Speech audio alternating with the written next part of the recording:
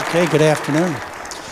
And my son, some of you may know this, my son is a board-certified internist, works at Kaiser Permanente up in the Northwest. We actually spent last week together. He helped me run a 70-person Whole Foods supermarket immersion program, which we actually finished yesterday.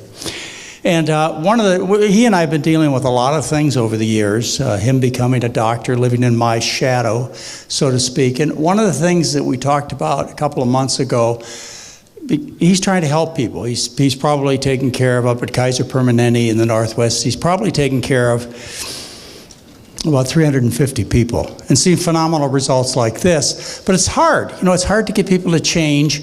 And a couple of months ago, he came to me and he said, you know, Dad, he said, they just don't care. People just don't care.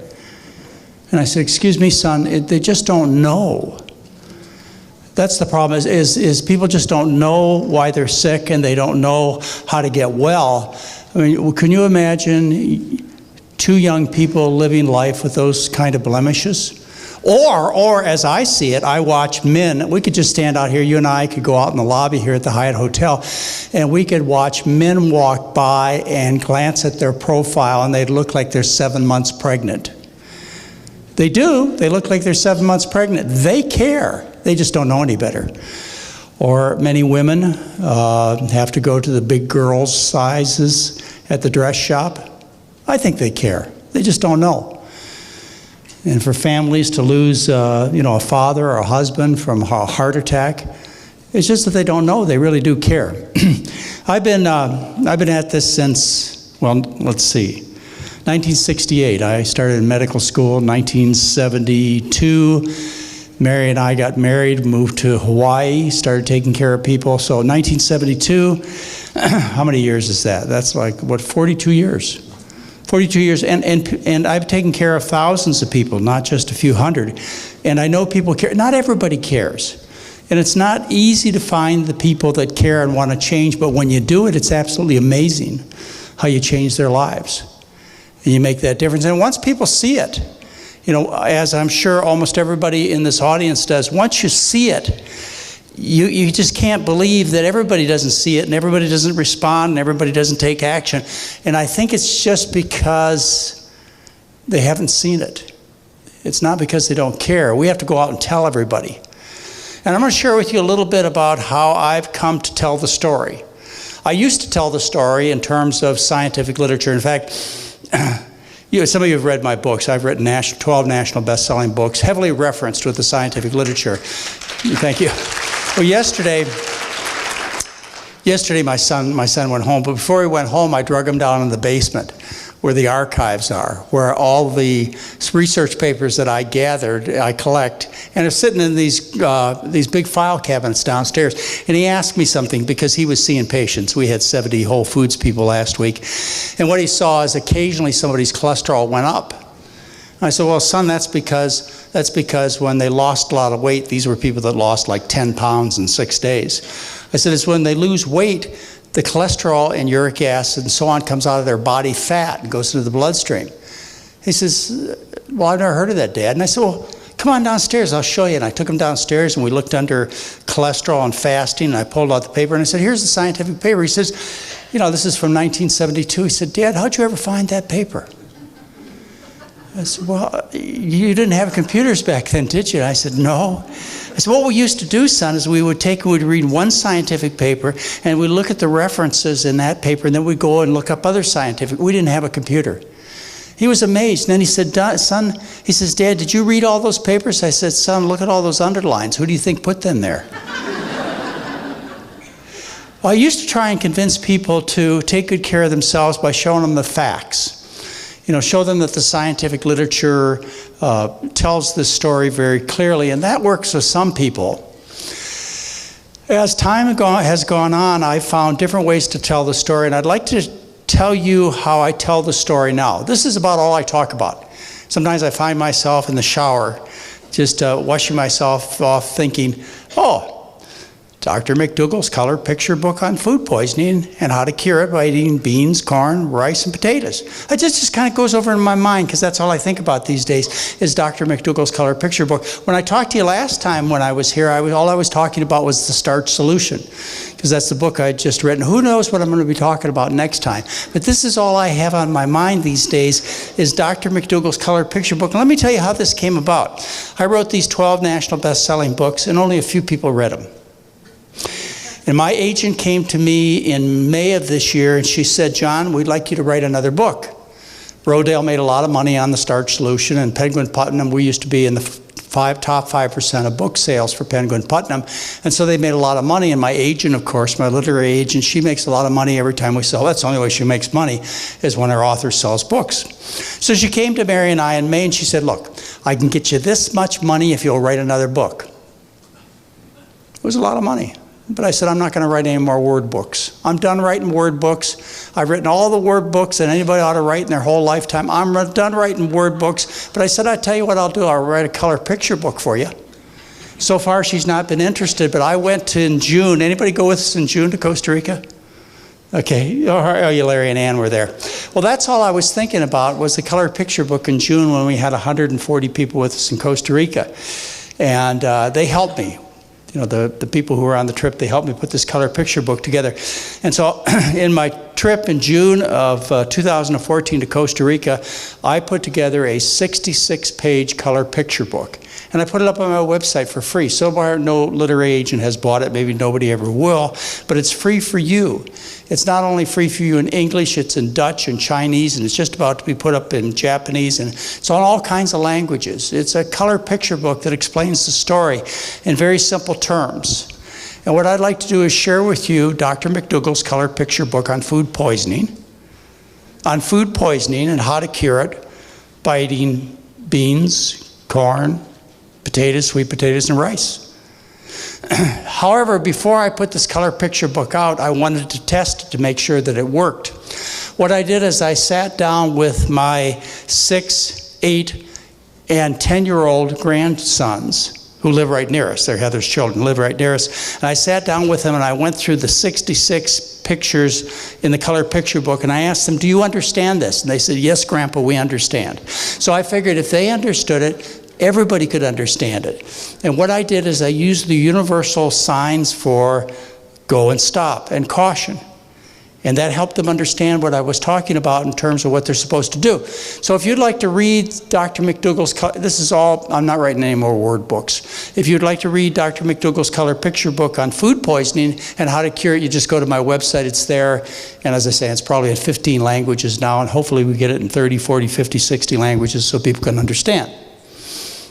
Food poisoning. You must, I think these days, that's all I look at it as, is you must look at this as food poisoning. And when you do, when you look at it as food poisoning, it all makes sense, you know exactly what to do.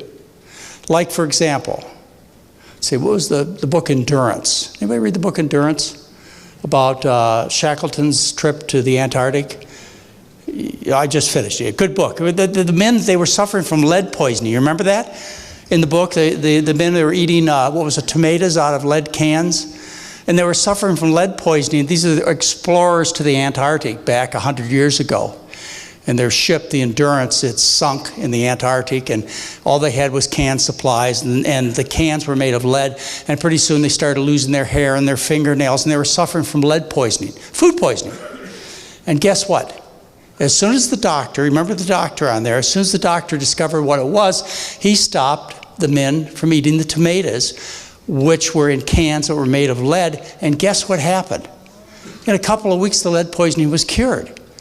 Same thing with methylmercury. When people are suffering from methylmercury poisoning, when you stop the food poisoning, they're cured. Or say you had a chronic staphylococci or salmonella or listeria poison that was going on. You were poisoning yourself with these microbes all the time. The way you would cure it was you would stop the food poisoning, yes? All right. Well, what people are suffering from, and maybe, hopefully, when I get done with this presentation, you'll look at it from the same point of view that I do. What people are suffering from in our society is food poisoning. It's food poisoning of such a grandiose level. It far exceeds any lead poisoning, tobacco poisoning, heroin poisoning, cocaine poisoning, alcohol poisoning, all the poisonings you can imagine in your family, in your personal life, in your community, in your country, in your world. All the poisonings you can imagine put together are insignificant compared to the food poisoning that's going on now in terms of the toll that it takes on you personally, your family, your community, your nation, and planet Earth. Food poisoning.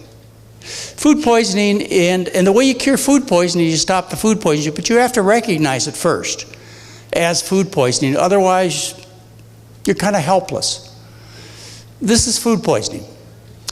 2/3 of people, according to current statistics, suffer from food poisoning in this form. They're overweight or obese. And of course, being overweight and obese, that's associated with more heart disease, more breast cancer, more colon cancer, more prostate cancer. That's how you get type 2 diabetes. So food poisoning results in being overweight and obesity and the secondary manifestations that you see so commonly in our society. This is one result of food poisoning. This is food poisoning. Type 1 and type 2 diabetes is due to food poisoning. And if you stop the food poisoning, people with type 2 diabetes are cured, and people with type 1 diabetes are greatly benefited. They're not cured.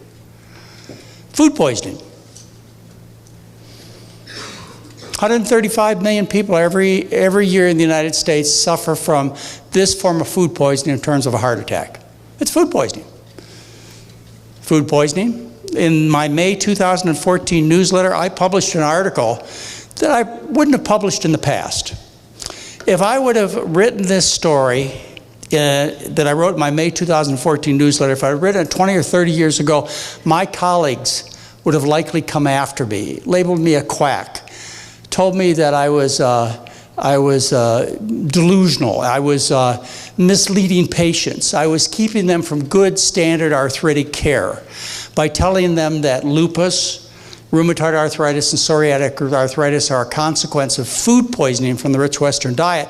And if you stop it, as I reported in my May 2014 newsletter, I showed you 10 cases of debilitating, deadly, inflammatory arthritis, people with rheumatoid and psoriatic arthritis who just stopped the food poisoning and were cured. 10 cases, published it, didn't get a single comment from a single rheumatologist, from a single member of any medical society, any place, because at this day and age, folks, medical and non-medical, recognize food poisoning, know it to be true, and realize we have to do something about it. So, this is food poisoning. Food poisoning, breast, colon, and prostate cancer are due to food poisoning.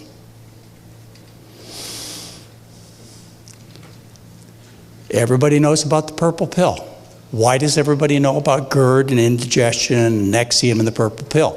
It's because we have massive food poisoning out there. You can go into pharmacies all over the world and you can see these pills for sale all over the Western world. Why? Because people are suffering from food poisoning. Food poisoning. This is food poisoning. Okay, so now you recognize, as a matter of fact, if you stop and think about it, and if there's even any hint in your mind that what I say is true, what you're thinking right now is, every place I look, I see food poisoning. All through my family, through my school, through my business, every place I look, people are suffering from food poisoning. Well, they are. And the only way you're going to fix it is to stop the food poisoning, just like Shackleton and his men did with lead poisoning 100 years ago. They stopped eating out of the lead cans, and the body healed, and the food poisoning went away. Food poisoning has been recognized for thousands of years. You can go back 3,500 years ago, 4,000 years ago. Look at the priests, priestesses, pharaohs, kings, queens of the Middle East, of Egypt, the mummies. You look at the mummified remains of these aristocrats from 3,500, 4,000 years ago, and you see that they suffered from food poisoning. Just a recent report of 44 autopsies, so to speak, done with CAT scans where they looked at the arteries of priests, priestesses, kings, queens, pharaohs, And they found out of the 44 that they examined, 20 had extensive atherosclerosis, hardening of the arteries in the heart, the kidneys, the aorta, the legs, and so on. They suffered from food poisoning 3,500, 4,000 years ago. And the aristocrats of 300, 400, 500 years ago, the kings and queens of the past who were fat, had the gout, had diabetes, they suffered from food poisoning. Back then, 3,000, 4,000 years ago, or 400, 500 years ago, there were only a few people who were wealthy enough to poison themselves with rich food. The difference is today, we have a society, thanks to the Industrial Revolution, modern technology, and fossil fuels, we have a society where everybody in Western society can afford to and does poison themselves with rich foods. Burger King, Dairy Queen, Imperial Margarine. That's why people are sick from food poisoning due to the rich Western diet. All right, so how do you fix food poisoning? This is a revelation that I've had to come through to after 40 years. I used to be a nice guy. I'm not a nice guy anymore. I used to tell people they have to do better, they have to be sensible, they have to be reasonable, they have to cut down. Nobody ever got better. I mean, I know most of you know that I never really did that. I was always pretty tough. But I kinda was nicer in the past, and it's over the last 4 decades of trying to help people get better that I have been able to speak more clearly about what you must do. If you recognize food poisoning, just like the Nelson twins, and Willie, their brother, and Sabrina, and some of you, if you recognize that you're suffering from food poisoning that's causing acne, chest pain, breast lumps, constipation, indigestion, if you recognize that in yourself or your friends or relatives, what you must do is you must stop the food poisoning. Plain and simple, you can't cut down. Why can you not cut down? The Nelson twins tried, they couldn't do it, they just told you. They had to recognize the problem and do it 100%. The reason is, it's not because 100% really is required. You could do 99.99%. If you could, but you can't. I know you can't. That's what I've come to the conclusion about over all these many years, is people can't cut down. They can't be reasonable, they can't be sensible, they can't be prudent. They have to deal with food poisoning the same way that some of us have had to deal with tobacco poisoning, and some of us have had to deal with alcohol poisoning, and some of us have had to deal with cocaine and heroin and other kinds of poisonings. What we had to do is we had to change our behavior, is we had to stop at 100%. Believe me, I quit smoking October 20th, 1972 at 7 a.m. in the morning. The only reason I am smoke-free now is because every day I get up and say, I will not smoke another cigarette. You know who I'm talking about. There are very few of you who can be moderate and smoke 2 cigarettes a day or have a glass of wine 3 or 4 times a week if you are the kind of personality that I am, and you probably recognize. Same thing with food. If you want to get over the obesity, overweight, constipation, indigestion, etc., you want to change your future, you have to do what Nancy Reagan told us to do. Remember what Nancy Reagan said to the drug addicts? Yeah, that's what you have to do. There's nothing in between. You just have to say no. You have to stop doing it. All right, food poison. This is food poison. You might not recognize it as food poison, but it is. Start thinking of it in those terms. It is food poison for human beings. I have 1 pet left. I used to have 3 parrots, some dogs, and several cats, and a snake here and there. I've only got 1 cat left. That's it. To the cat, this is food. That cat would take this particular food source, defeather it, tear it open, and eat it, because that's the cat's food. This is not your food. When you try and eat this food, like the cat does well with, you get sick. This is food poisoning. This is food poisoning. Oil is food poison. You must recognize it as that. There's just 2 large categories of foods that you have to just say no to, and those are animal foods and oils. This is hard for people to think oil, like olive oil, is toxic. Everybody's told me it's good for me. Flaxseed oil is good for me. Fish oil is good for me. No, it's not. It's giving you acne and obesity, greasy skin, promotes cancer. We've known that since the 1920s. These vegetable oils are very strong promoters of cancer, heart disease, all kinds of problems.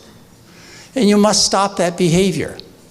When you eat oil, let me just ask you, stop and think about it for a minute. When you eat, say for example, you took a couple tablespoons of oil, or maybe a whole bowl full of oil like this, and you ate it, where do you think that oil goes? Do you think it evaporates out of your ears? Do you think it just kind of disappears someplace? No, when you eat that fat, you wear it on your skin and under your skin. And it causes food poisoning. When I tell you you can't eat animal foods, some of you, most of you here, I know you already came here as believers and you already understand this message. When I give you this message, it doesn't bother you at all. You've already thought through it. But some of you were dragged here against your will, but you ended up here. And now you have somebody standing on stage, not just myself, but the other presenters. They stand on stage and they tell you a message that you've heard over and over again. And that is that you're not supposed to eat meat and butter and eggs. You've heard this before. Or cheese. And you're thinking, what am I going to do? There's nothing to eat. It's like somebody telling you that you're not supposed to breathe air anymore. You say, I will die, or drink water anymore. You're not supposed to drink dirty water. You're not supposed to breathe dirty air, but you can breathe clean air, and you can eat, and you can drink clean water, and you can eat clean food. So me just telling you you can't eat animal foods and you can't eat oils, it leaves some of you with this huge vacuum, and you say, I will never survive until I tell you what you're supposed to eat. Here's what you're supposed to eat. You're supposed to eat starch. You are a starchivore, you are a starchitarian, you are a starch eater. Until you figure that out, you're lost. You're totally out of control, you're hungry, you can't understand why every time you eat you gain weight, why every time you eat your stomach hurts, you can't understand why you don't have energy. You just can't understand why the picture doesn't come together for you until you understand that you're a starch eater. Starches are parts of plants that store a large amount of energy for the plant. Where starch comes from is plants, they take carbon dioxide from the air, they take water from the ground, they take sunshine as energy. They use that energy to convert carbon dioxide and water into sugar called glucose. Plants make that glucose for their own needs so that they can run their body parts, their leaves and their stems and so on. That's why they make the glucose, for their own energy. And then what a plant does is it takes some of that energy and it stores it for use later on. And that use later on would be when the plant becomes anew. So a plant, it's growing in the summer and the fall, and then winter comes, and the plant dies, and then the next season the plant has to become anew. Well, to become anew, it needs genetic material, but it also needs energy to sprout or to germinate. So the plant, during its growing season, it makes the sugar, glucose, and it takes these sugars and stores them in long chains, and then it takes these long chains of sugar known as starch. You call it complex carbohydrate, but that's way too confusing for me. It's called starch. The plants take the starch and they store it in their plant parts so they have energy for the new plant when the spring comes. They store it underground in plant parts, like for example in tubers or roots or corms. These are underground storage organs. The plant stores it underground, and then when the new season comes, the potato sprouts into a new plant from that stored energy. Or the plant can store that energy above ground in the form of seeds called grains and legumes. These are high sugar seeds. Beans, peas, lentils, wheat, corn, and so on. And the plant stores the energy above ground in these seeds so that when the new season comes and the genetic material lands in the ground, it has energy to become a new corn plant or pea plant or bean plant. That stored energy is called starch. And what you do uniquely as a human being, and I mean uniquely as a human being, is you tap into this stored energy. Human beings are starch eaters. Always have been, always will be. And it's the way you solve food poisoning is you substitute fat, which is from animal foods, or vegetable oils. You substitute that energy source for sugar, which is the starch in plants. So that's the way you solve food poisoning is you eat starch. And along with that starch, you can have some non-starchy green and yellow vegetables, but not much. Just a little. I know some of you have tried to have a lot. You've tried to be nutritarians. You've tried to live on kale and broccoli and cauliflower and cabbage. And you say something's wrong. I'm starving to death. Well, of course you are. That's not your food. Nobody's ever lived on a cabbage or kale diet. Never happened, never will happen. Just not enough energy. Now you can have some of this kale, some of these sprouts, a little lettuce, a little celery. You can have some of that as a side dish. For those of you who are trying to be vegetarians or vegans living on these non-starchy green and yellow vegetables, give it up. It's not going to work. You're not going to feel well. Your stomach will be growling. You're going to be hungry all the time. Why? Because you have not tapped into a high energy source, which is known as starch. You need that energy. You have to chase the 2-year-old around. You have to make it to work. You have to maybe do some physical activity or just breathe. You need the energy to just breathe. And you have to get that energy from starch. You can add some green and yellow vegetables as a side dish. Maybe 5%, maybe 10%. If you want to push it, maybe 30% by eyeball. And you can have a little bit of fruit too. A little fruit, but not a lot. Maybe 1 fruit, maybe 3 fruits. I have a nectarine tree outside of my house. And every late August, that nectarine tree comes in bloom, and I get about 3 or 4 grocery bags of nectarines. Unbelievably tasty. And I'll eat 1 grocery bag myself. Thank goodness that nectarine tree is only in bloom for about 5 days a year. I would be tempted. But it's not. Fruits are not in bloom all year long, unless, of course, you have Whole Foods or Safeway. But otherwise, they're not in bloom. They're only in bloom a short time of the year. These are foods that may get you ready for the fall, give you a little extra energy. They're certainly tasty. They're a nice reward. They're simple sugars. They satisfy, but not very long. You're hungry quite quickly after eating fruit. That's why I have known very few fruitarians in my entire career. Steve Jobs tried for a while, not long. A few other friends that you know have tried to be fruitarians. Occasionally they can do it with some effort, but no population has ever lived on a fruit-based diet, not that I know of. So your diet, when you decide to give up food poisoning, is a diet of starches. Yes, starch is the center of your meal plan with some fruits and vegetables. Once you stop the food poisoning, what happens is the body spontaneously cures. This is the miracle. This is why, and I appreciate many of you coming up telling me how much I helped you, and even some of you said I cured you. I didn't cure you. I just gave you a little information so you stop the food poisoning. And your body naturally cured itself. The body has this innate ability to cure itself, to heal itself. You go out and get in a horrible auto accident. You break 3 or 4 or 5 bones, slice your skin all to pieces. What do you think happens? As long as you don't get another car accident, is your body heals. Because it does that. It just naturally heals. It's one of the inner powers of the body. You just have to let it happen. And the way you let it happen, the body's always healing. You think your body stopped healing. I know some of you have heart disease, atherosclerosis, diabetes, constipation. Some of you even have cancer. And you and your doctors have kind of given up on you and said, well, you're done, your body stopped. Your body hasn't stopped. Your body is continually trying to survive. That's what it does. Without exception, it always does. But most often it can't because the injury outpaces the body's ability to heal. Let me give you one example before I move on, just to show you how you cure people.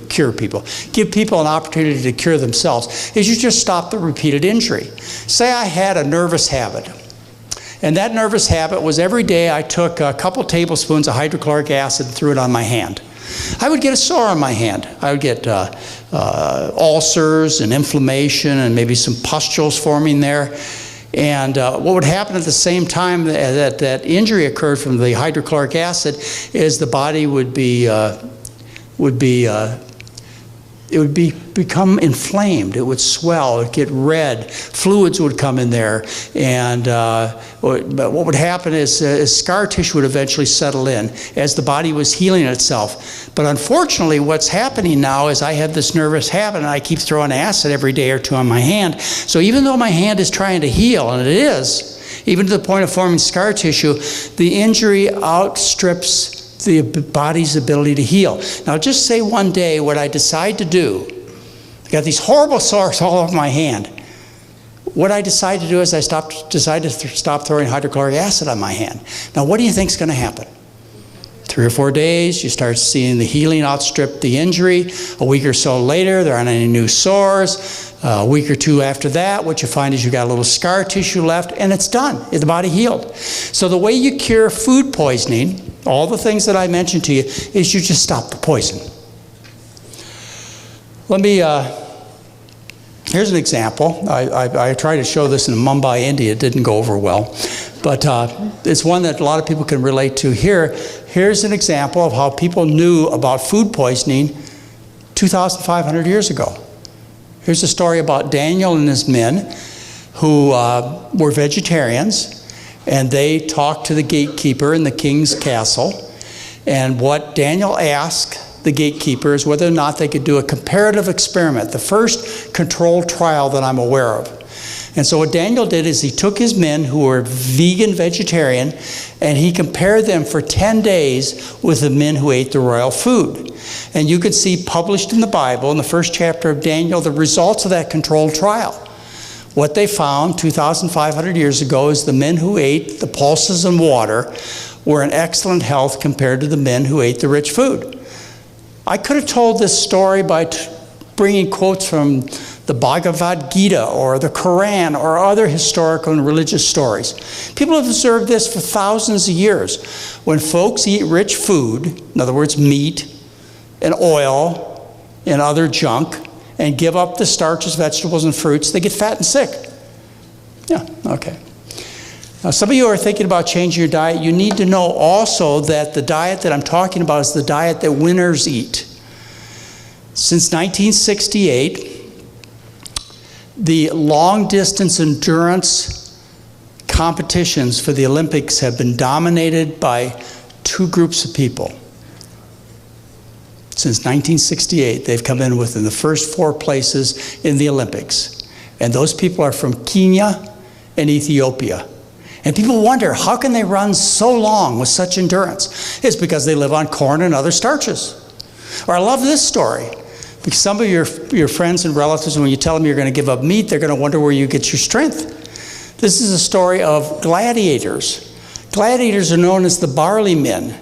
Gladiators, they won their competitions in the Colosseum in large part because of the way they ate. Gladiators ate barley and beans. Why did they eat barley and beans? Because you didn't get to come back twice if you weren't really good. You were done. The most competitive of all people throughout history, particularly in long endurance and endurance events, have been starch eaters. Let's see, how fast did the healing occur? I just ran a program we finished yesterday. It was 70 people from Whole Foods Market. We had about a dozen diabetics, people with high blood pressure, overweight, etc.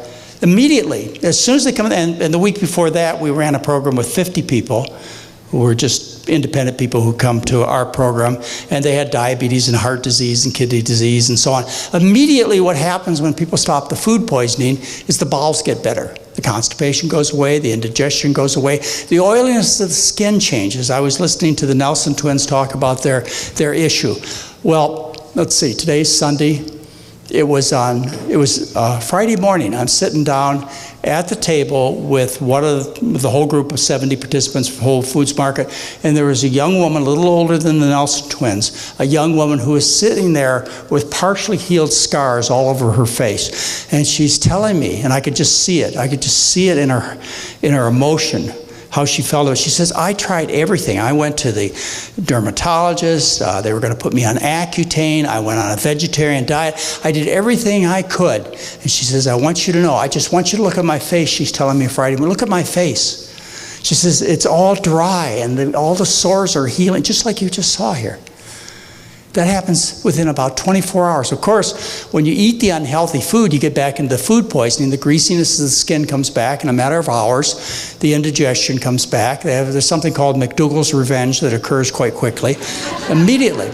And then within about 4 months, most of the problems you have from food poisoning that are able to be healed are healed within about 4 months. People with horrible inflammatory arthritis like rheumatoid or psoriatic arthritis, pretty much healed in about 4 months. You're not going to lose 80 pounds in 4 months. It takes a little longer than that. People lose weight at about 8 to 10 to 12 pounds a month.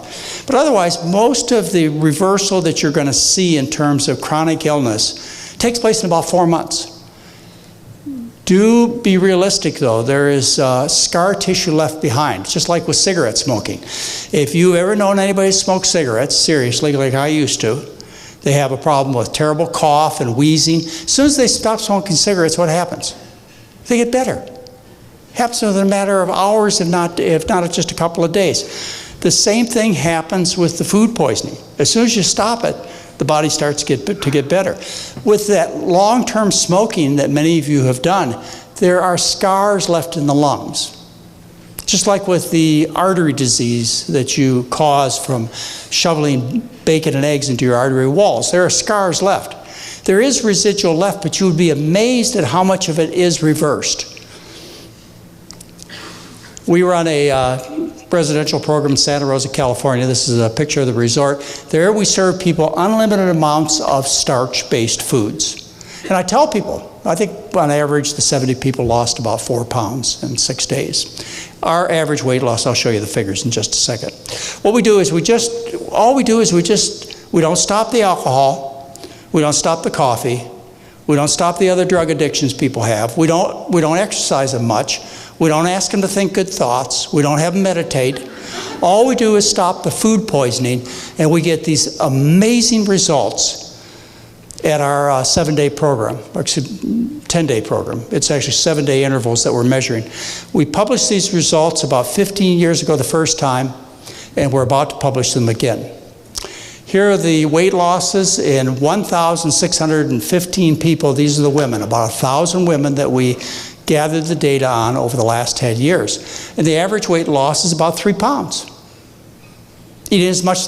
Do you know that the average weight gain on a 7-day cruise is 8 to 12 pounds, depending on the study you look at? With the same kind of free-for-all eating, unrestricted eating, ad libitum eating that we have at our clinic, feeding people foods they very much enjoy, the average weight loss for women is about 3 pounds. For men, it's a little bit more. This data, by the way, was just accepted 2 weeks ago for publication in the journal Nutrition. So you will see this data coming out probably within the next 2 or 3 months. It wasn't easy to get it accepted, let me tell you. But we finally got it accepted by the journal Nutrition. Here's the weight loss in men. You notice the more people weigh when they start out, the more they lose. We had a couple of people who lost 10 pounds, a couple of people who lost 12 pounds. Of course, with those people who lost 10 or 12 pounds, there were a couple of people who didn't lose at all. But on average, that's what you get. On average, in terms of cholesterol drop, we get a 22-point drop in cholesterol. No changes in medication, a 22-point drop in cholesterol in 7 days. That's the interval that we measured. And that's as good as you can get with Lipitor, or probably better. And the sicker people are, the higher the cholesterols were when they started out, the greater the drop. For example, people who start with cholesterols in the 250, 280 range, they get about a 44-point drop in cholesterol, compared to those, say, in the 200 range, which get about a 23-point drop in cholesterol. We take most people off blood pressure pills, and we get on an average an 8/4 millimeter drop in blood pressure, stopping all their blood pressure medications in almost every case. 1,615 people we analyzed, and people with really high blood pressure, they'll get sometimes pretty profound drops in blood pressure, like 20 over 15 millimeters of mercury drop blood pressure, and they'll stop their medications. Now, those are short-term results, and you're sitting there thinking, well, short-term, that's 7 days. Yes, you have 1,615 people that you're published in the scientific journals, and you publish the results of 500 people about 15 years ago, but that's only 7 days. How can you brag about 7 days? Well, we have some longer-term data that was presented twice at 2 medical meetings this year. It was presented at a meeting in Philadelphia and then one in Boston last week. It was presented by Oregon Health and Science University, which is the medical school in Portland. They did a long-term study of our patients. These were patients with a special need. They were people with multiple sclerosis. And what we started in 2008, and actually the study began in 2009. We kind of put our minds together in 2008. In 2009, we started the study, and in 2013, we finished it. What we did was a randomized, rater-blinded, in other words, single-blinded study on the effect of our diet, taking care of people at our clinic, on patients with multiple sclerosis. Now, these are younger people. On average, our patient population is about 55 years of age. These people were on average of about 30 years of age. You can see the data. If you want to see the data, it's in my July 2014 newsletter. Give you the exact figures. But they were younger people. They didn't come for weight loss. They came for multiple sclerosis. And they were randomized. In other words, we took these 60 people. It's a study that our foundation paid for. But OHSU did it. They collected all the data. They did all the analysis, completely independent of us. Believe me, this is an unbiased study. They had no intention on showing good results from our program. They were just there to show the results. So they took these 60 people, and then basically they flipped a coin, and they said, you're going to stay on the control diet, which is the typical American diet, or you're going to go on the McDougall diet. You're going to get trained at their clinic in Santa Rosa, California. First of all, I want you to know it took almost a year to get the study approved by the ethics board. That's right. The review board that makes sure it's ethical to do an experiment called the IRB, the ethics board at Oregon Health and Science University, took 1 year and multiple communications to figure out it was safe to feed people potatoes and rice. This same board will approve drugs that cost $50,000 a year and kill people and have essentially no effect that you'd want to buy on multiple sclerosis. They'll approve that kind of study in a couple hours. It took us a year. Finally, after a year, they said, okay, it's safe to feed this diet to people with multiple sclerosis. And then the next thing they said to us, rightly so, is that, okay, you can try, but nobody's going to follow this diet. And, of course, my response is, yes, they will, because we're going to train them. We're going to have them go through our clinic. We're going to teach them all the things that we think are necessary for people to make changes, and we're going to have them do it. They said, all right, give it a try. So independently, they analyzed what happened to our patients. They looked at the control group, which is in red. That's the fat intake of the control group, which was 40% fat, and they maintained that 40% fat intake for the entire year. The intervention group, the ones who were taught properly, and you can do the same thing any place, Los Angeles, Memphis, Miami, Florida, wherever you want. You can do the same kind of education. We have to do it in Santa Rosa, nothing special. We just seriously taught these people how to eat well. We showed them what the foods were like. We explained to them clearly what supports good health and what doesn't. We didn't give them any moderation, sensibility. We just taught them exactly what to do, and they did. The results surprised everybody, and should surprise you, but this is what they found. The results are that the intervention group dropped their fat intake to 15% and maintained that fat intake for a year. In other words, they permanently changed their diet. When you looked at people who changed 100%, they found over 80% of the people who went through the intervention changed their diet 100% and maintained that change for a year. In other words, we permanently changed their diet in 80% of the people. And that's what the results show.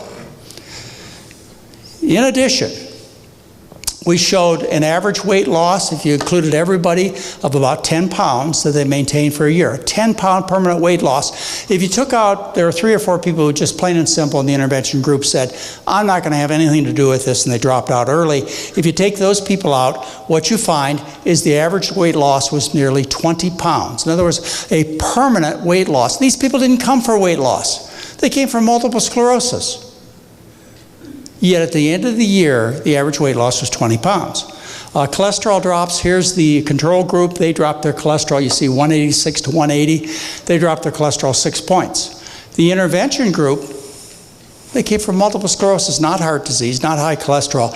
The intervention group, they dropped their cholesterol 19 points and maintained it for a year. Same thing with the bad cholesterol, triglycerides stayed about the same, etc. Those are the results that we got.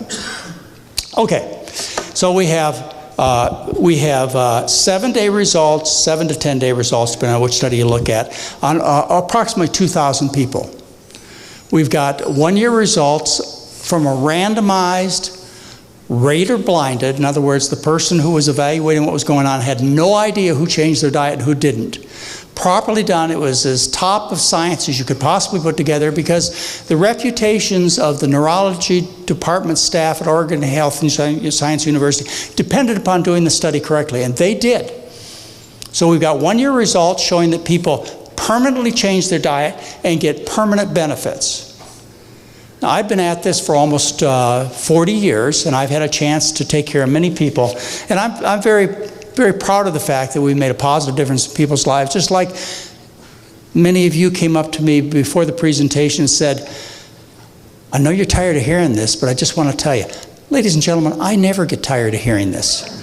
I can't tell you how good it feels to be a physician, to be part of an organization that can impart information to people that they seriously consider and do, and it changes their life. So I've had a chance to take care of many people over the years. I could show you, I could show you 100 people. In fact, you can go to my website and look at success stories, and what you'll find are these results. This is what you should expect. If you watch Jenny Craig or Weight Watchers commercials, they'll tell you, this is the best case example. You shouldn't expect this. I'm here to tell you, this is what you should expect. This is what happens when you stop food poisoning. Here's a lady, this is actually 6 years ago, she changed her diet. I want you to notice, not only did she lose weight, but she looks younger and more attractive. This lady, this is kind of an interesting story.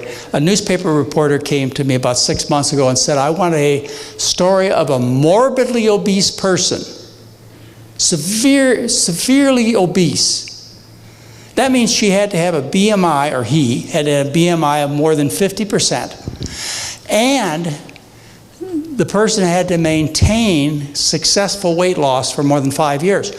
And they came to me and they went to organizations all over the world looking for one single case of somebody with massive obesity who maintained their weight loss for more than 5 years. Well, this lady showed up. She's one of our patients. She had a BMI of 51%, and this is her at 11 years. She's actually at about 15 years now.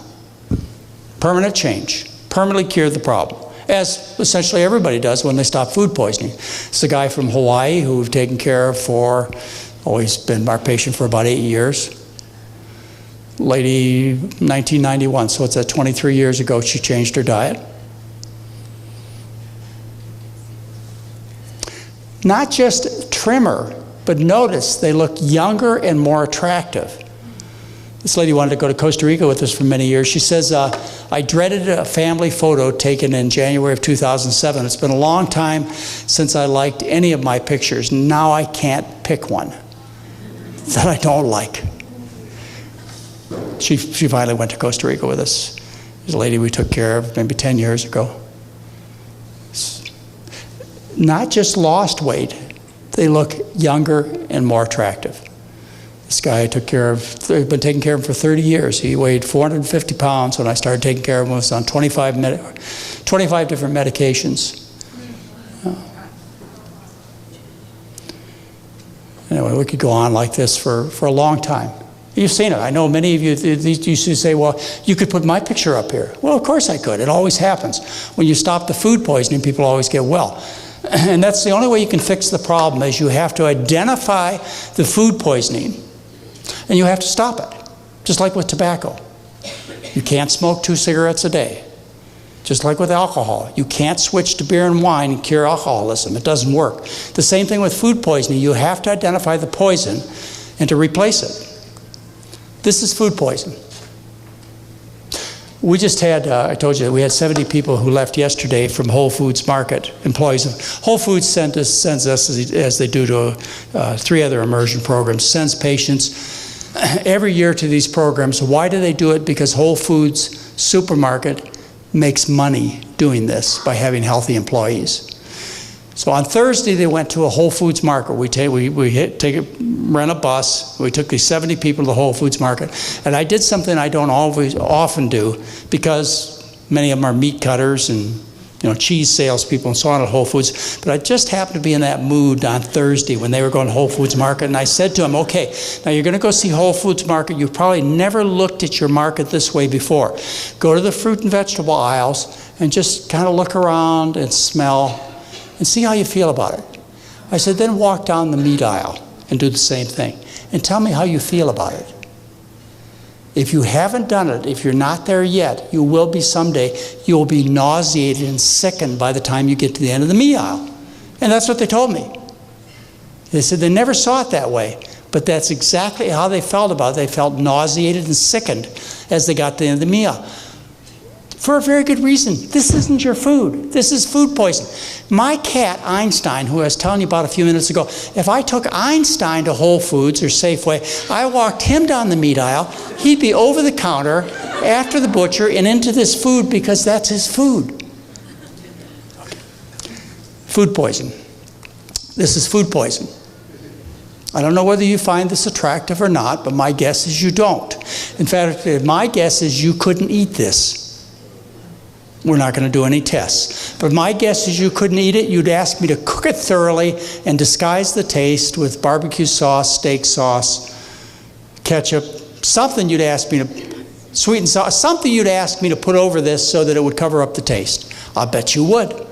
Now Einstein, he just fine with that, just like it is. In fact, I have to tell you, every 2 or 3 days, Einstein, he brings one of these to our back door, usually still with some feathers on it. Or he brings a little mouse or something, because that's his food.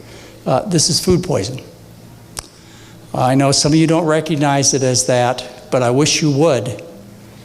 In addition to it innately being food poison, because it's food that is really tough on your body, it's also full of methyl mercury. In fact, it's probably the only chance the fish have, is they're so sickened with environmental contaminants that people should fear them. Food poison.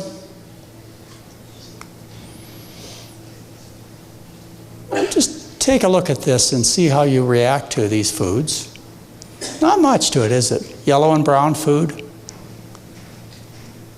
The only way I can get people to eat this, and I talked to the folks who are in the cheese departments at Whole Foods, the only way you can get people to eat this is you have to load it with salt. I know this. When I was a resident back in my training 35 years ago, one of my jobs when I was on the kidney services, I'd have to get the kidney patients to eat saltless cheese and saltless butter. And after thorough instruction, I'd come back the next day and they'd look at me and they'd say, Doc, you've got to be kidding. That's just a glob of grease. You can't get it down unless you load it with salt and sugar. Food poison. This is food poison. And I want you to recognize it. It may be a step better than the original muscle or secretion, but only a tiny step better. And these are the fake foods many of you are into. The fake meats, the fake burgers, the fake hot dogs, the fake cheeses. They're still food poison. You're not going to get well by switching to these fake foods. This is food poison. Think about this. I can't say it too many times to you. Think about this.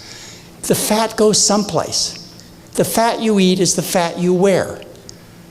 Like the Nelson twins and Willie, all over their face, and they end up growing bacteria that make horrible acne. So it goes on the skin and it goes under the skin. There is nothing especially attractive about wearing olive oil around your waist or in your buttocks or your thighs. It isn't any prettier than pig fat. Okay. One of the reasons that we're still involved in this food poisoning, and it's so massive all over the world.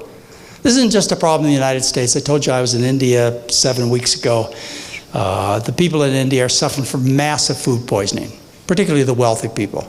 Type 2 diabetes, obesity, breast cancer, and so on. China. I haven't been to China, but I hear reports of China. What's happening there over the last 30 years. 30 years ago, fewer than 1% of the population in China had type 2 diabetes. Now, what they reported last year in the Journal of the American Medical Association, is 12% of the Chinese have diabetes and 50% are pre-diabetic. Yeah. This massive food poisoning continues because of marketing. And it's not a conspiracy. I just want you to know that this is business. The reason that this continues with your friends and relatives is because business is acting like business. And what business does is it tries to sell its products.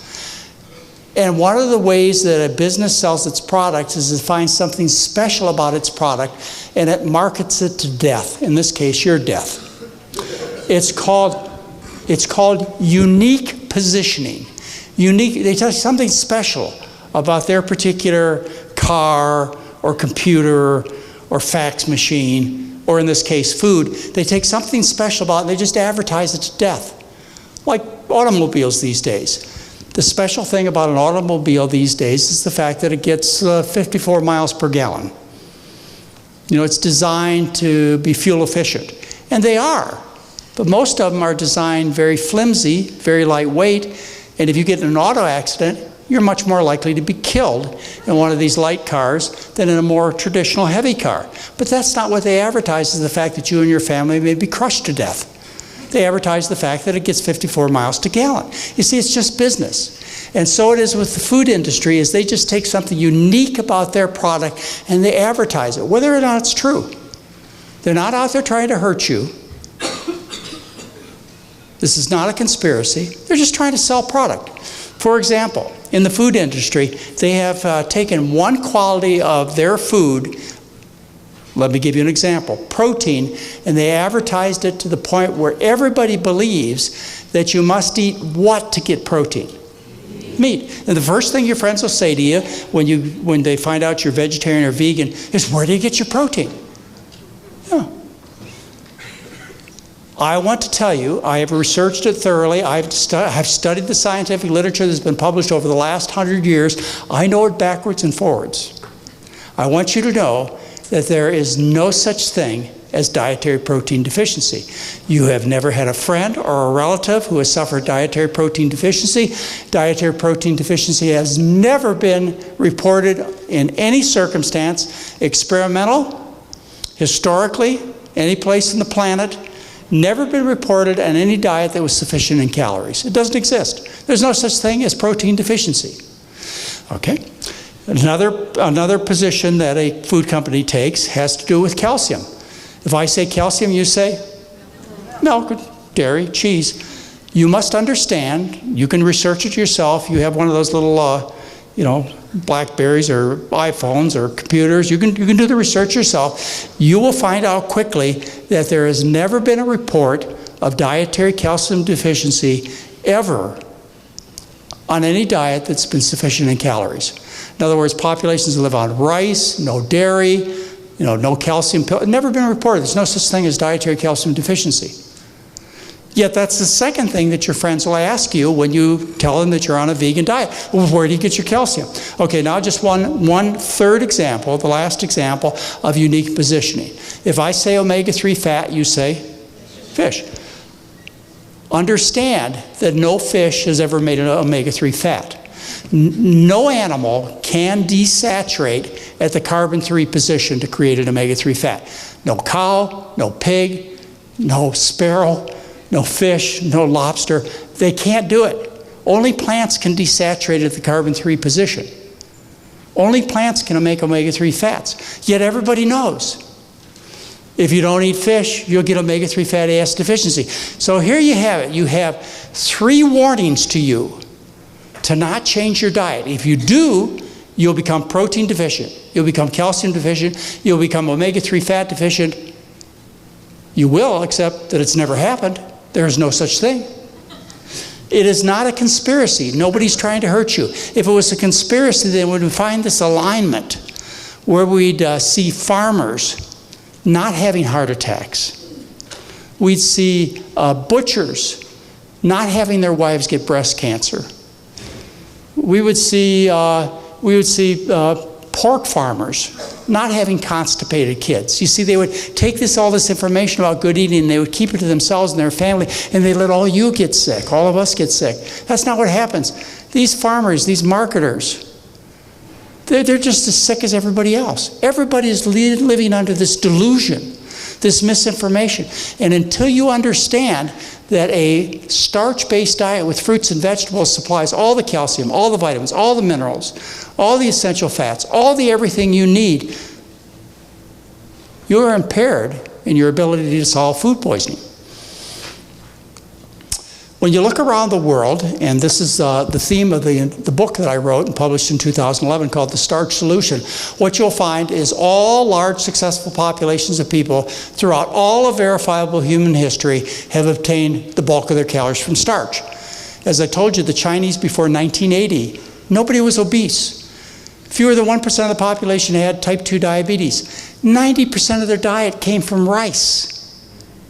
It's because they gave up the rice that they're fat and sick today. So you have the Asians living on rice, you have the Mayans and the Aztecs in Central America living on corn, you have the Incas in South America living on potatoes. Every time you turn on the news in the evening, you see stories about Egypt and Iraq and Iran and Afghanistan. That part of the world is known as the breadbasket of the world. These people for thousands of years lived on bread as people have in Western Europe. But all of a sudden, bread is evil. Starch makes you fat. How'd that happen? So the diet that has always been consumed, the diet you need to consume, is a diet based on starch with the addition of fruits and vegetables. That's the human diet. I wrote the book called The Starch Solution. It's the last word book I'm going to write. Instead, I've written this color picture book for you. Now, I could go back over those pictures I showed you of the beef and the chicken and the fish and the butter and so on. Just remember the images that went through your mind. Those are the things you have to give up. The yellow and the brown food that tastes of grease, well, then it tastes of salt and sugar because they're trying to hide the disgusting or bland taste. What you have to do is you have to substitute those food poisons for these foods. See how you react to these pictures. This is how you solve food poisoning. We served these yesterday morning before the folks went home from their Whole Foods immersion program. They loved the pancakes.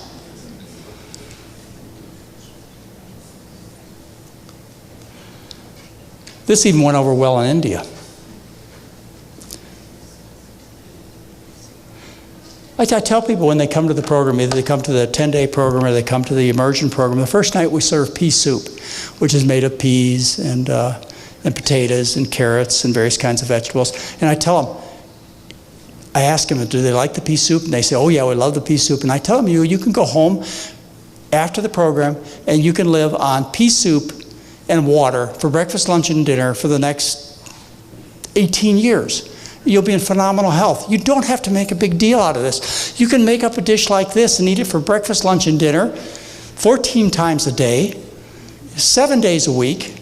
Just live on these kinds of foods. They have everything you need in them. I'm sure you find this attractive. Oh, mashed potatoes. If it wasn't for mashed potatoes, I wouldn't be standing here right now. I was a very sick kid. I grew up in a family. My mother, she was from the Depression era. She had to live on potatoes and rutabagas and, really basic stuff during the Depression. They lived on the verge of starvation. My mother did, and my father. And as life got better, one of the promises they made to their children is they'd never have to suffer like they did. And we didn't.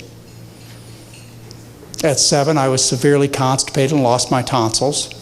As a teenager, I had the same kind of skin and acne problems the girls had. At 18, I had a massive stroke.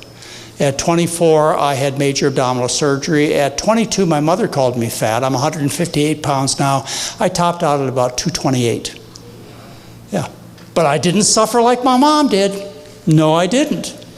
But she did make great mashed potatoes. This is my point. My mother would make for Bill, my brother, who, by the way, is a doctor, who was down helping us last week with this whole food immersion program. She would make this great mashed potatoes with peas and corn. She put a brown gravy over the top. I know the brown gravy wasn't made healthy then, but it is now. And it's still one of my favorite dishes. I could live on mashed potatoes and peas and corn and brown gravy 3 times a day.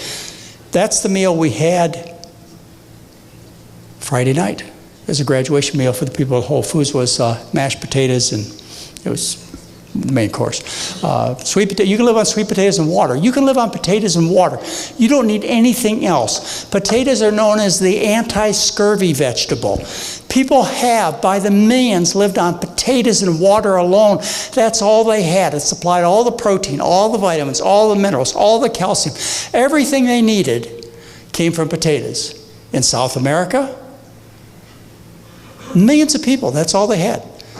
In Poland and Russia, 114 years ago, that's all they had. Post-World War II Germany, that's all they had. Fortunately, that's all you need. All the nutrients you need, all the nutrients you require, you can get from sweet potatoes and water alone, or potatoes and water alone. Now, you can't do that with seeds.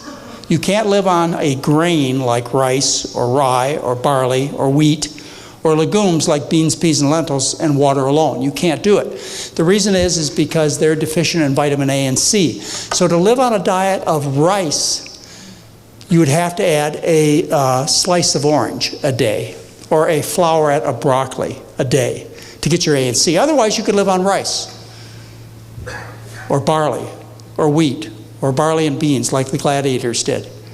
You just have to have a little bit of fruit and vegetable to add the A and C. But if you don't want to go to that trouble, just eat potatoes and water. You'll be fine. The staff of life, bread. Bread is an evil food. Well, excuse me. For 10,000 years, people have lived on bread as their primary source of calories. It's the staff of life. There's something wrong when it is one of the most feared foods ever. One of the foods I like best. How about this picture? Do you like this? Are you naturally attracted to this? Do you call this comfort food? Well, you do. Why do you like this? Because it's your food. That's what you're supposed to eat. That's why you react positively to this. I should intermix this with some of the beef and chicken, but you remember. This is how you solve food poisoning. We prefer brown rice. If you come to our clinic, we only serve brown rice. You come to Hawaii with us in January. We're going to take 140 people to Hawaii. We do this once a year. And we take about 140 people to Costa Rica. We have not only brown rice, but we also have white rice. This is a vacation. White rice is not a deal breaker. Not preferred. You're better off with brown. But you'll do just fine. I mean, up until 1980, 2 billion Asians lived on white rice without a case of obesity. You could stand in a town square in Thailand or Vietnam or Cambodia. You could stand in a town square with 100,000 other people. There wouldn't be a single fat person on white rice. You do okay on white rice, preferably brown.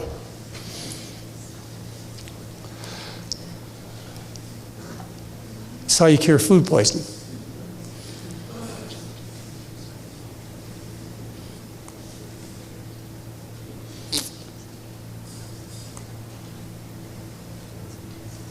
These are not soy burgers. Do note, they're grain burgers. All right, so you see all the green lights. My grandsons could clearly tell green, this is what you're supposed to eat. Red for the other ones, that's what you're not supposed to eat. And then some fruits, you can have some fruits. You know, 1, 2, 3, 4 fruits a day is plenty. You could eat more. A lot of simple sugar, not very satisfying for very long, very tasty. But you need that starch as the center of your meal plan to last you through, to give you the sustained energy, the endurance that you need. You got to have that starch. Fruit isn't going to quite do it. You can try. Not going to hurt you. And a few green and yellow vegetables. A few, not much. You've tried. It didn't work. You need to be careful about soy products. We do serve some soy products on the first Friday night of the program. We serve lasagna. And people think, well, that's fake cheese you put on the lasagna. No, it's not. It's a little tofu ricotta that Mary makes. We use traditional soy products, like a little cooked soybean edamame. We will serve a little bit of tofu, not a lot, just as a garnish. So you can have some tofu, some soybeans. They're a little high fat, a little high protein. I don't think they should be the center of your diet, but as a condiment, they're fine. Nuts and seeds, you can eat some nuts and seeds, unless you want to lose weight. If you live on nuts and seeds, you're going to be what is known as a fat vegan. Am I speaking to anybody here? Probably not. Nuts and seeds are not unhealthy. They're just rich. 80–90% of the calories are fat. Nuts and seeds used to be a delicacy. When I was growing up, in my family, we had mixed nuts once a year at Christmas. My dad would buy a 5-pound bag of mixed nuts. And that what us 6 McDougalls did is we took this steel pliers-like contraption, a nutcracker. We cracked the nuts, and we took a little pick, and we dug them. It took us 7 days, the 6 of us, to eat 5-pound bag. Today, nuts are a matter of just, they're gone. And as a result, there are a lot of well-intended people who are taking in a diet 70, 80, 90% fat by living on nuts and seeds. They're not unhealthy. They're just too rich. You're not going to accomplish the weight loss you're looking for. So be careful with the nuts and seeds. You see the caution sign there? Okay, be careful. And avocados, 90% fat, be careful. They're okay, they're healthy, but they're fattening. And dried fruits, and maybe something you want to add. We often take care of people who are athletically inclined. They need extra calories. Dried fruits would be a good way to get extra calories, but if you're trying to lose weight, then dried fruits should be kept to a minimum. Be careful. And fruit juice, it's okay. I mean, the body's tough. It'll put up with fruit juice. Consider the body's put up with 2 packs of cigarettes, a half a bottle of whiskey, and hot dogs, and it's lived. It'll live on fruit juice, but not as well as it would on the fruit or the vegetable. You don't make a fruit and vegetable healthier by hitting it 1,000 times with a steel blade. Don't kid yourself. But what people are thinking is they're thinking this, if I take and pulverize my fruits and vegetables, I'll get more nutrients. You don't need more nutrients. You're not suffering from nutrient deficiency. There's not a person in here with scurvy or beriberi or pellagra or calcium or fat or any deficiency. The people, not necessarily in this room, but out in the lobby there as you walk out, these are people suffering from food poisoning, from excess. You don't need more nutrients. If you want a few fruit drinks here and there, fine. Better to eat your fruits whole and vegetables whole. Spices and salt and sugar, we use salt, sugar, and spice. Many of you think of these as food poisonings. Yeah, but not like oil and not like animal foods. Those are the ones that are really sickening you and your family. If you have to focus on something to solve your problems, focus on the animal foods and the oils. The salt, the sugar, the spices, well, maybe not exactly health food, but then again, they might be. And they sure make the difference as to whether you're going to eat the food or not. That's the main reason that we use a little salt, sugar, and spice in the food, is I want you to eat the food. I want you to like your starches. If I make them salt-free, chances are you're not going to like them. If I put a little bit of salt in the food, I bet you're going to like it. People love salt. Naturally, you are designed as a salt seeker. Remember the tip of your tongue. It has taste buds which taste salt and sugar with pleasure. That wasn't a mistake. Nature did not make a mistake by designing us that way. We have sugar-sensitive taste buds which cause us to go out and get sugar. Before, in the form of rice and corn and sweet potatoes and fruits. And maybe a little honey, maybe a little maple syrup, Of course, now everything is loaded with sugar because industry knows how much we love sugar. You're designed as a sugar seeker. You should be eating sugar, preferably in its whole natural form. I can trick you into really liking the food if I put a little simple sugar on the top of it. At the program, we serve oatmeal, and we also serve brown sugar. Mary eats her oatmeal with brown sugar. I eat mine plain. Mary looks pretty good. If you put a little simple sugar on your pancakes, on your potatoes, on your other foods in the form of ketchup, in the form of a little brown sugar, white sugar, maple syrup, agave, whatever you want to call it, you will trick yourself into loving the food, and you will eat it, and you will solve food poisoning from the animals and the oils. We also use a little bit of salt, The tongue, remember, tastes with pleasure salt. Traditionally, we've been taught, don't eat salt. Salt's bad for you. Lately, however, the Cochrane collaboration, the N. Haynes study, the Journal of the American Medical Association, various big scientific research organizations have come out. I mean, as recently as 6 weeks ago, it was an editorial in the New York Times saying that too low salt may not be good for you. And it makes sense to me that too little salt may not be good for you. I know I've been traditionally taught to prescribe a low-salt diet. I learned from Walter Kempner at Duke University, who served his patients a diet of white rice, sugar, fruit, and fruit juice. That's all he served. Low salt was the key to the Kempner diet. I was raised in that kind of environment thinking that salt was really important to eliminate. But I've kind of rethought that. I don't know that it's so good for us to be on such a low-salt diet. I think there's pretty good evidence to say that we should be taking a little salt. We have the taste buds for salt on the tip of their tongue. They're not a mistake. The New York Times editorial of about 6 weeks ago, you'll find it in the Sunday editorial, says that we should be eating somewhere between 3 and 6 grams of salt a day. The diet we serve is about 1/2 to 1 gram, and then we have people put about 1/2 teaspoon of salt on the surface of the food. So our diet is about 2 grams. Less than the 3 grams that's recommended by some people these days. It's a relatively low-salt diet, but it's salty enough so that you like the food. I want you to eat the food. If you put a little sugar, a little salt on the surface of the food, you get great pleasure with very little of these traditionally thought of as evil substances. And then you put your favorite spices on it. Spices can burn, they do. Some people don't like the idea of adding spice. I remember my Korean patients I used to take care of when I was a plantation doctor 35 years ago. They would come into me and they'd say, Doc, this kimchi, I really love my kimchi, but Doc, when is the burning going to stop, Doc? Spices burn, they do. But they also make the food very enjoyable. You can make a starch-based meal plan as tasty as any other meal plan out there. That's where the enjoyment, that's the only reason you can eat the meat, is because you put sugar and salt and spice on it in the form of barbecue sauce. A1 steak, otherwise you couldn't eat it.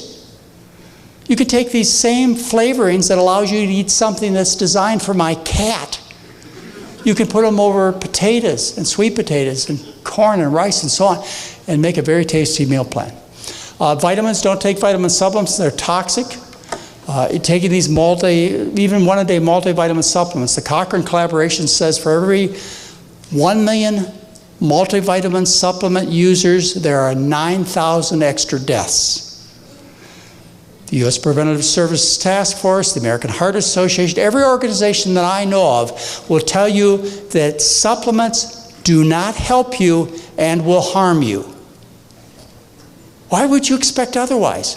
These are isolated, concentrated nutrients. These are things that a manufacturer has taken out of a carrot or an apple or some other food, taken one ingredient, pulled it out, concentrated it thousands-fold, and isolated it from all the other nutrients, and then feed it back to you. What would you expect but nutritional imbalances? You increase your risk of cancer and heart disease and overall mortality by 20 to 30%. And that's what the research says on folic acid, beta-carotene, vitamin E, etc. Don't take these things. They're dangerous. There is one supplement that we do recommend. It's vitamin B12.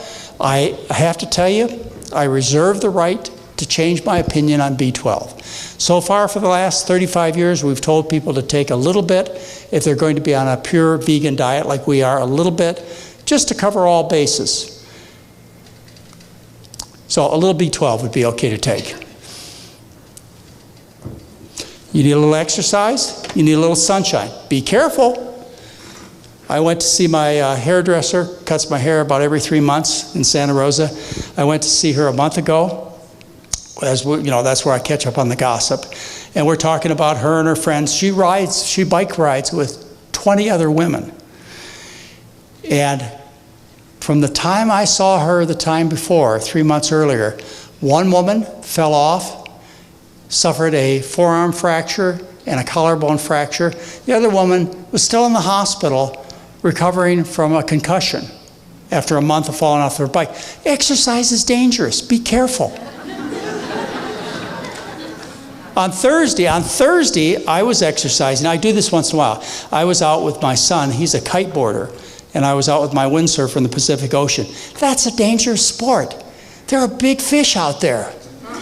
But I like doing it, and I'm willing to take the risks. My point being is you should walk around a little bit, get some exercise as long as you really enjoy it and you realize that there's some adverse effects to exercise. You can get hurt exercising. Take those risks into account and stop thinking that you're going to solve dietary diseases as food poisoning by running. You're not going to do it. So a little exercise, a little sunshine. Somebody like myself, I don't need much sunshine. I'm a very light-skinned person. I get all the sun I need, maybe 5-10 minutes 3 times a week out in the sun at noon. Plenty for me. Darker-skinned people who have moved away from the equator, you have dark skin, you need to spend more time in the sun. It's crucial to get enough sun, but not too much. Again, a caution sign here. And then one last thought, and that is, I'm kind of finished getting excited about helping people cure themselves of type 2 diabetes or getting out of heart surgery. I've done it with people thousands of times. It's fun. I know it's going to happen. It's not that much fun. I'm kind of on a new quest. And that new quest has come about because of my age. I am now a grandfather. I have 6 grandkids and 1 on the way. There are other reasons, as you've heard, and I want to emphasize, there are other reasons to change your diet, to stop food poisoning, just other reasons besides saving yourself and your spouse and your kids. The other reason to do it is to save the planet. This may be the reason that people finally change their diet. It's because of the environmental destruction that's done. You've heard that over half the greenhouse gases are produced by the livestock industry. So when you cure food poisoning in terms of your own constipation and indigestion, you also cure poisoning of the planet. If something is right, it must be right from all points of view, I think. In other words, it should be the message taught in your religious textbooks. It should be the message that teaches you how to lose weight, how to make your bowels work better. It should be a message that's kind to animals. It should be a message that's kind to the planet. It ought to come up positive from every point of view if it's really true. From every point of view, eating a starch-based diet is true. I don't think there's one thing you can tell me negative about taking that position, that you can regain your health by stopping food poisoning, which is animal foods and oils, and instead getting your calories from starches, vegetables, and fruits. That's what I wanted to tell you today. That's all I can think about anymore. I walk out in the lobby, I see these people walk by, and Mary will tell you, what do I say? Food poisoning, food poisoning. It's food poisoning. Just look, once you see it, everybody you see is suffering, and you want to go up to him, and you want to shake him, and you want to say, you know, this is as serious as lead poisoning, or arsenic poisoning, or salmonella. You can fix this. Just stop the food poisons. I hope it's clear to you, and I hope you can carry this message forward to friends and relatives and look at it that clearly and tell them, no, it's not 70%, it's not 90%. You must stop at 100%, and the results are always what you're looking for. Thank you very much. All right.